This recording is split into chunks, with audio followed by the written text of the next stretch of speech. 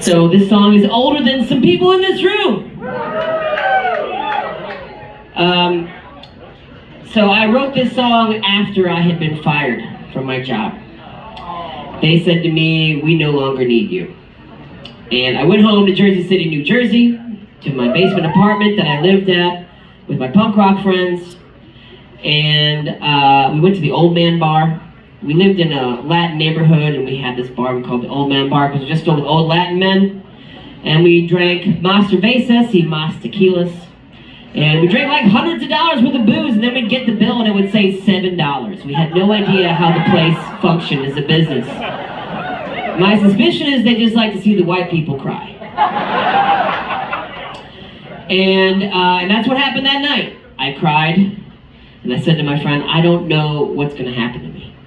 I said, "I don't have a girl, I don't have any money, I don't have a job, I don't know what the future holds, I'm scared." I'd always been so ambitious, but this was a point where I just didn't know what was going to happen to me. So I went home and I went to bed, and I woke up the next morning and Aaliyah's Pick Yourself Up and Try Again was playing on the radio. So I picked myself up and I marched myself over to my desk and I decided I'm going to write a song. Now I had a CD-R that a friend had given me, and it had some like pretty good beats on it. And I had already always made songs on like an 8-track with punk bands, or I used MTV Music Generator. Make some noise for MTV Music Generator. But I never had a real beat that sounded legit to me.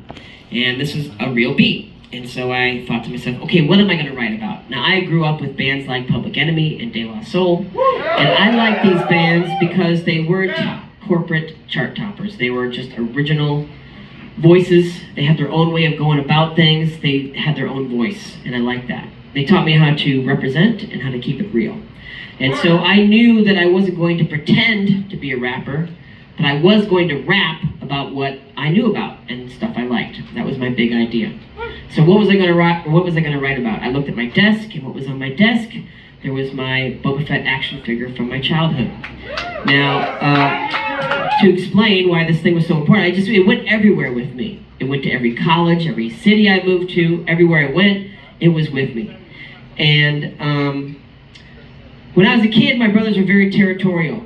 They got to be Luke Skywalker, they got to be Han Solo, they got to be Darth Vader, but I never got to be those characters. When it was my turn to play, or when I got to play with them, which wasn't very often, but when I did get to play with them, I would have to be small characters like Yoda or R2-D2.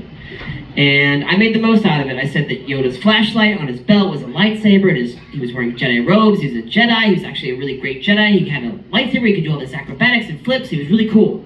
And R2-D2 had, his central component was like a thruster, and he could actually fly. He could fly anywhere you wanted him to go. This is very prophetic, of course. This is what happened in the prequels. And I think it happened in the prequels because George Lucas steals my ideas while I sleep. So, one Christmas, one birthday, I was given the Boba Fett action figure, and I knew this thing was so cool. No, there wasn't any pop culture, there wasn't a zeitgeist, there wasn't any internet, there was just me in my little home in Libertyville, Illinois, and I knew that this thing in my hand was very special. We're still talking about Boba Fett, by the way. And I held on to it. And I grew up and I wrote that song. It's what inspired me to write the song that day. And what happened to me because of this song? A lot of crazy stuff. First off, I got put on Adult Swim. I played this song at my interview. I remember them both looking at me surprised, being like, this is actually really good. They ended up putting it on TV, and it connected with an entire generation and inspired them in a way that they hadn't been inspired before. I started making music and connecting with these fans and writing songs for them, and I ended up making money. I ended up making more money than I made at Cartoon Network, so I quit, and I started to tour. And I got to travel this country back and forth for 15 years. And I got to meet all of you. I got to meet all the rejects, all the weirdos. I got to meet all the people that really make up what America truly is. And then some crazy shit started to happen. I went to Skywalker Ranch. I met George Lucas. I shook his hand. I saw Howard the Duck's guitar.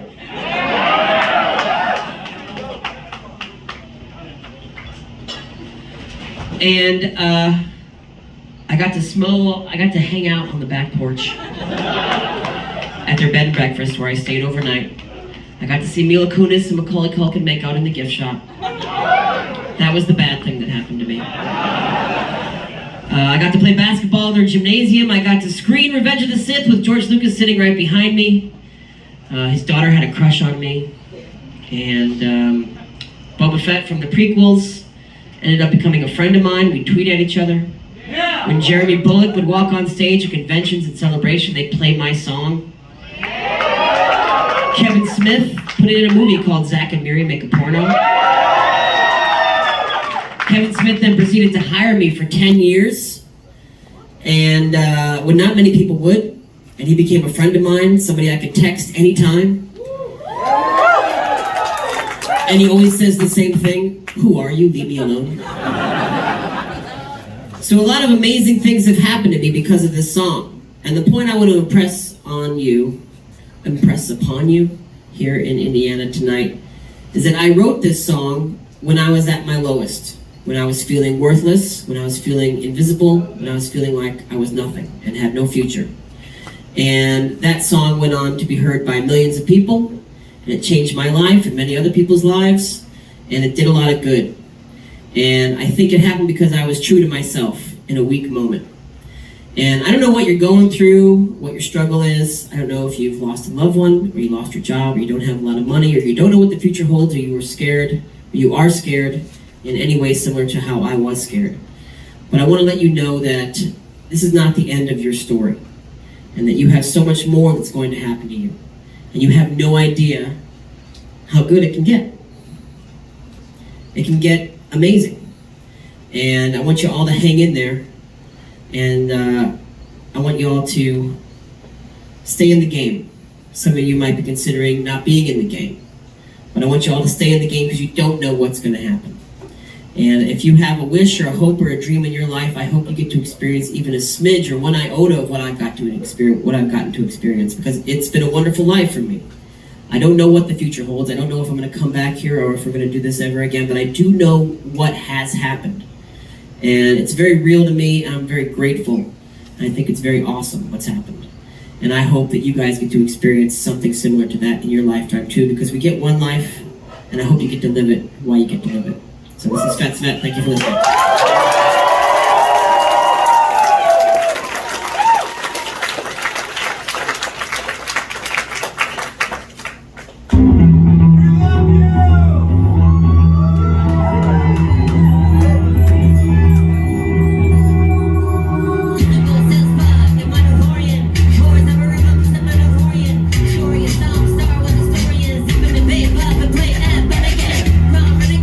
Shut up on the train first, second offend.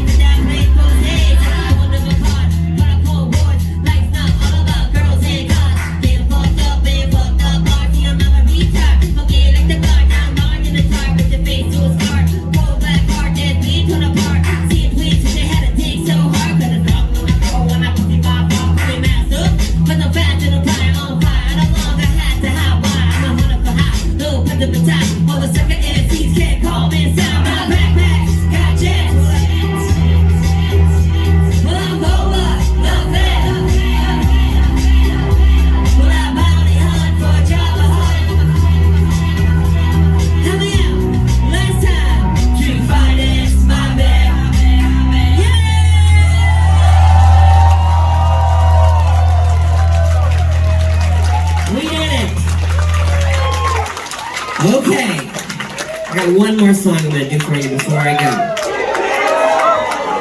Thank you all again for coming to the show.